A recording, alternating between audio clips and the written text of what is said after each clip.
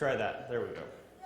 I knew I was going to forget to turn that on. So this morning I'm going to be sharing kind of my testimony on how God brought me to Nebraska from where I was before. Since I was a young boy, I knew I wanted to be a pilot. I remember when I was young, before September 11 attacks happened, my parents would take me to the airport, and we would go past security and we'd just sit there and watch the airplanes come up to the gate, take off and land, and I just thought that was so much fun. And we'd get home and I'd take cardboard boxes and I'd make wings and I'd stick the wings on the boxes and I'd sit in the cardboard box and pretend I was the pilot flying. And I always just fantasized over the idea of becoming a pilot as long as I can remember. So when it came time for college, it really wasn't a difficult choice to make. I was going to go to Andrews University and start my studies to become a professional pilot. So in the fall of 2010, I moved into the dorms at Andrews and started my training to become a professional pilot. Now, Andrews University, Advanced education in general, is not the cheapest, and on top of that, airplanes are a lot of money to operate. So when I graduated from Andrews, I had somewhere in the six-figure range of student debt. And it was just a choice that I made when I went into it. I knew it was going to be expensive, but I really, really wanted to do this. And once I graduated, I had to start thinking about where my career path was going to go in aviation. There's a lot of different ways it can go. A lot of people will become airline pilots. That's probably the most common. You can also become military. You can go into agricultural, like crop dusting. That's very common here in Nebraska. Mission aviation is also something that Andrews University was pushing for their graduates. And of course, corporate and charter flying. So there's a couple different directions you can go with aviation. And usually once you start down one of those roads, you stick with it. But when I graduated, I only had a few hundred hours of flight time. I didn't have enough experience or time to go and actually get a good job. So I had to start off getting experience. So I moved from Andrews University to the Northwest Indiana, Chicago area, and I got a job as an aerial photographer and as a flight instructor. And these jobs were fun for the most part, but they didn't pay very well. It was a means to an end. So I knew at some point I was going to have to decide on a more stable career path once I had the experience to do so. I wasn't really sure what I wanted to do, and I kind of threw a bunch of options around and then settled on airlines. Decided I was going to be an airline pilot. So there were a few concerns I had when it came to flying for an airline. Airline schedules are determined by seniority. They just don't randomly assign schedules to anybody. So the longer you've been with the company, the more likely you are to get the days off that you wanted. So if I've been with the company for 15 years, I say, I want Friday through Monday off every day this month. And you're probably going to get it. If I've been with the company for 2 weeks, I'm probably going to get the flight that leaves at 5 a.m. on Friday morning and comes back at midnight on Monday. That's just how it works. And so as a new employee, I was thinking, well, I don't know if I'm going to be able to get Sabbath off or not. That might be a problem. So I reached out to some former flight instructors of mine at Andrews, and they put me in touch with a gentleman that worked at SkyWest Airlines, not to be confused with Southwest Airlines. So SkyWest Airlines is what we would call a regional carrier. So when you get on an airplane at the Lincoln Airport, it says United Express on it or Delta Connection. That's not actually a Delta airplane. That's an airplane being operated by a regional carrier for Delta or United. So in order to work for the big carrier like Delta or American or United, you have to do some time at the regional carriers to kind of learn how the system works, and then they'll hire you. So that was kind of my plan. I was going to work for the regional carrier for a little while, and then I was going to hope that I could get on with the major carrier. So I called this gentleman up, and he was working at SkyWest, and he was an Andrews University alumnus. He was an Adventist, and he told me, you know, I have not had to work on Sabbath at all since I started here. I've been here for about 8 years now. And I was like, wow, that's great. So he explained to me kind of how he worked through the seniority system. It was all done on a computer, a bidding system on a computer, and how he made friends in the training department and was able to get out of Sabbath shifts in the training department. And I felt really good, so I applied. I had an interview in Denver, flew from Chicago to Denver. The interview went really well. They offered me a job, and I took it. And I was scheduled, this all happened in the summer of 2016. So I was scheduled to start my training in November of 2016. As my training came closer, I started getting emails from SkyWest Airlines on where my training would be and when it would be, what time of the day this would be. And so the first training slots were going to be in Atlanta, Georgia. So as the date came closer, I decided I was going to move out of my house in the Northwest Indiana, Chicago area. I took all my stuff and I just put it in my parents' basement because I had no idea where I was going to be after training. So I was sitting at my parents' place in Cincinnati, Ohio, and I got an email and they said, you're going to go to Atlanta, Georgia, and you're going to have class from Tuesday through Friday from 8 to 5, and then you're going to be in simulators from Saturday through Tuesday, and that's going to be from 8 a.m. to 2 p.m. I was like, uh-oh. So I had not told SkyWest Airlines about my religious beliefs to avoid discrimination in the interview. So I sent an email out. I said, well, I'm a Seventh-day Adventist Christian. I don't work from Friday sundown through Saturday sundown. And I asked them if I could be moved to a different day, different time. Maybe I could go after sundown. I figured it wouldn't be too difficult.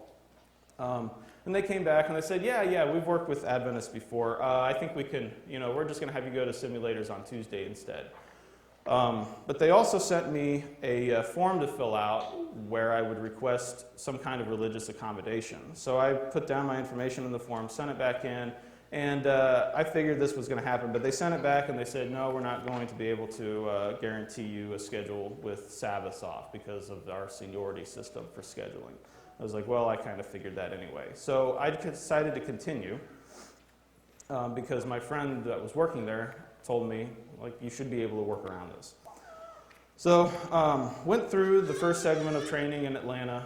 Everything went well. And then they said, all right, we're going to send you to Salt Lake City now for the second and third part of your training. So after that was done, they flew us out to Salt Lake, started the second part. Everything went really well. Class from 8 a.m. to 5 p.m. Monday through Friday.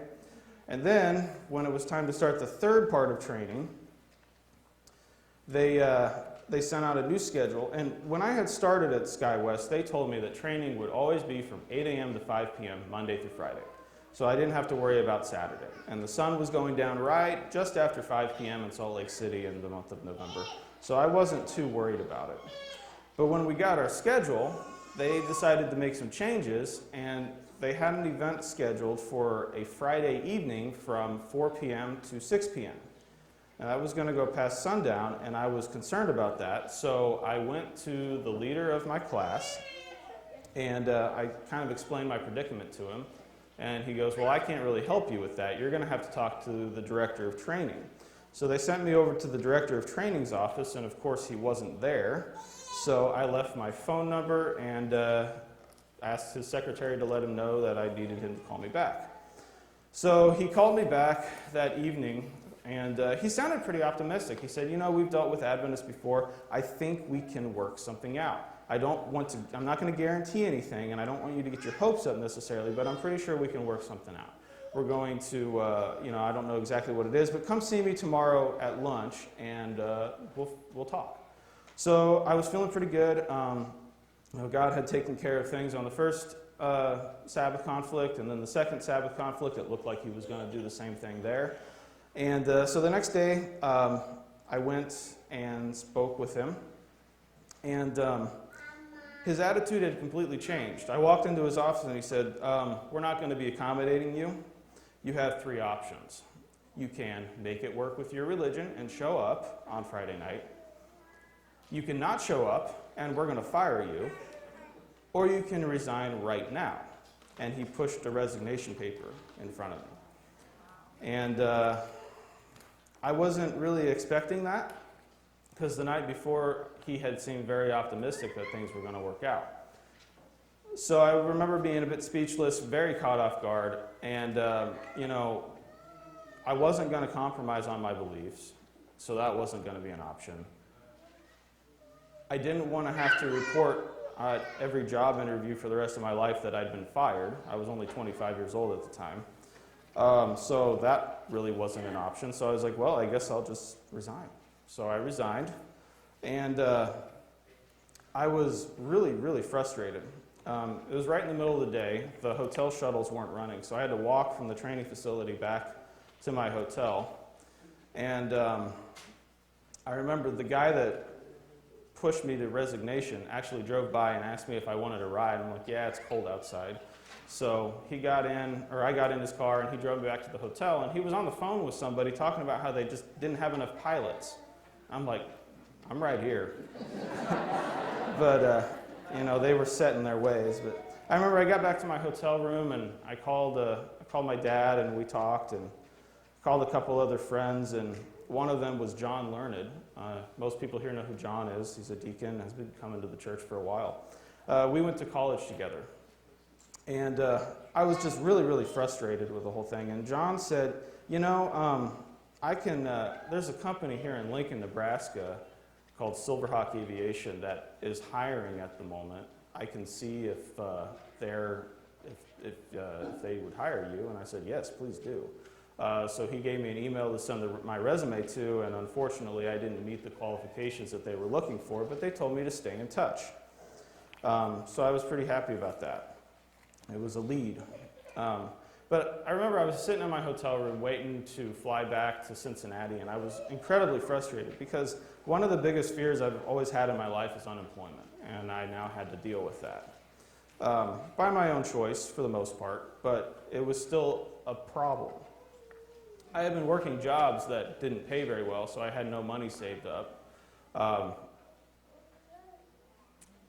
didn't have a job anymore. I had over $100,000 of student debt, and I was having to move back in with my parents, which was kind of a demeaning factor. And I love my parents. They're here today, actually. But I had been living on my own for 6 years, and I was now put in a position where I had to move back in with them. And, I get into my routines, and they have their routines, and sometimes it clashes a little bit. And, it's not fun to have to go backwards in life like that. And they were having to support me financially, and it was just frustrating for me.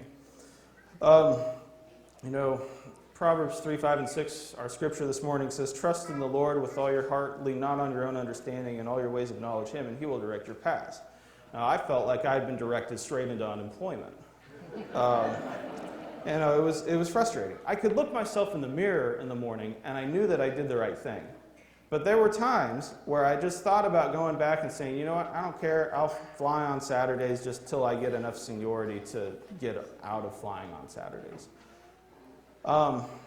My parents kind of talked me off that ledge, for which I'm grateful. But, Matthew 6:33, seek first the kingdom of God and his righteousness, and all these things will be added to you. We read these verses a lot. We even have songs that we learn at a young age to help us remember these and apply these principles to our lives. But when you actually have to put it into practical use, it's a lot different. It's not fun. It's not easy. And, it was just incredibly frustrating. So December, I finally get situated back in Ohio, and I start going around to every local airport I could find. I started applying to online for jobs that I thought would be good for my future. And fortunately, in December, I was able to find a flight school in Middletown, Ohio, that was willing to take me on part-time. Now, my parents live in Cincinnati area, so I was able to continue living at home while I was working part-time. But I was only making about $700 or $800 a month, and my student loan payments were about $700 a month, so that wasn't going to work. But I kept applying for jobs. I got a couple interviews set up, had the interview. When I explained that I was Seventh-day Adventist, that's about where it ended. They weren't interested in hiring anybody that wasn't going to work on Sabbath. The flight school allowed me to set my own schedule, so that wasn't a problem there, but I knew that wasn't going to be sustainable. I had to move out of my parents' house. I had to be able to pay my bills and save money for my future. I decided to stay in touch with the company that John had referred me to, And sometime in April of 2017, I sent another email out and I said, hey, I'm still interested in working at Silverhawk. Are you guys hiring? No, we're not hiring at the moment. Okay. So I keep applying for jobs, and in April of 2017, I turned 26. And how many of you know what happens with health insurance when you turn 26?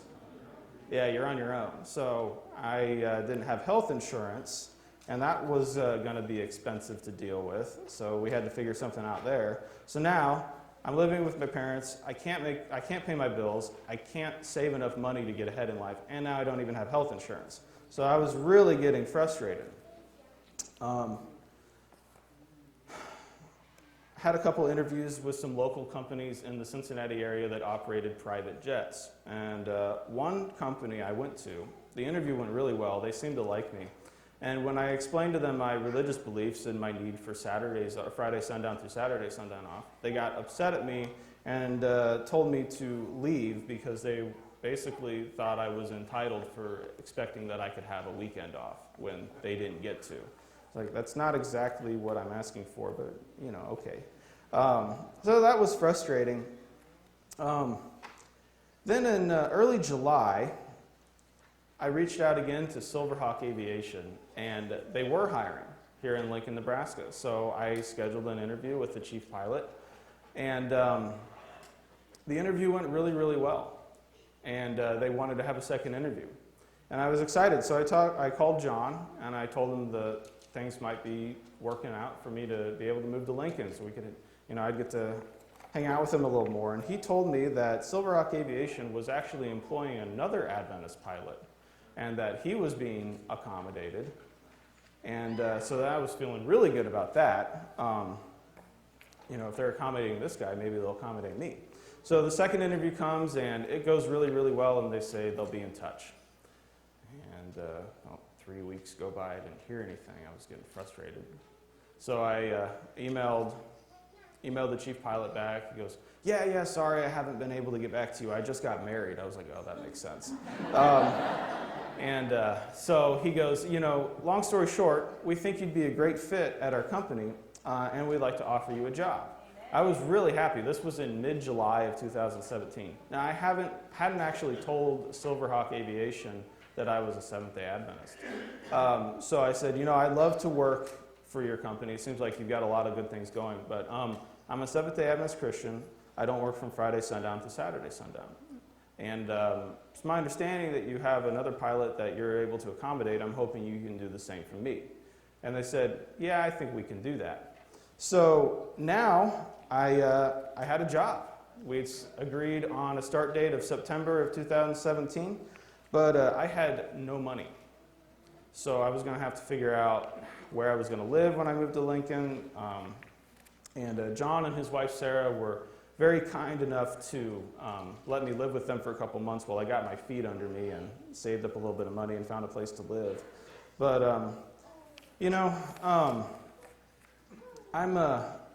I'm not standing up here looking for affirmation or a pat on the back for what I did. I'm hoping that this is normal for everyone in this church, that they would put God's law in front of their own desires.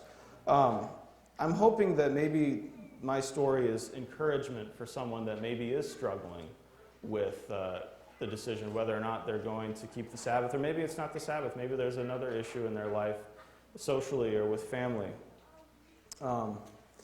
But I can assure you that through my experience, it's absolutely worth it in the end. Having this job at Silverhawk, it's not an airline, it's private jets. So it's different than what I thought I wanted to do.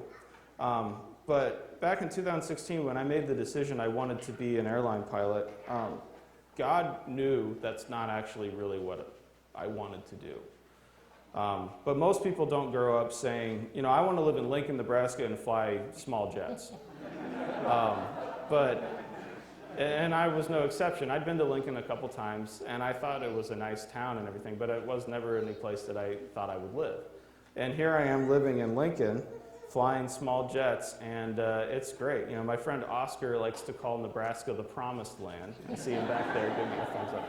And we kind of make fun of him because there's not a lot here in Nebraska. But, it kind of was my promised land. God brought me here, and he's allowed me to have a wonderful job that gives me Sabbath off and it gives me financial security for my future. And I've been able to be a part of a wonderful community here at Northside as well. My job has me out of town a lot on weekends. I don't fly on Sabbath, but sometimes I sit in a hotel room, and I get to go to church all over the United States. And I've been to a lot of different churches. I've lived in a couple different states, and I haven't actually found a church like Northside. The community here is wonderful. The young adult presence in leadership is refreshing. We've got elders, deacons, teachers that are all young professionals, and I think that brings a lot of liveliness to the church. I hope no one takes that for granted here. In closing, again, I just want to reiterate, I hope that if anyone here is struggling with a decision whether or not they're going to compromise on their beliefs, whether it be at work, socially, with their families, I hope that you don't. It might be difficult at times to say no and put your foot down on things, but I can assure you, in the end, it will be better. My life is 10 times better than I thought it would have been.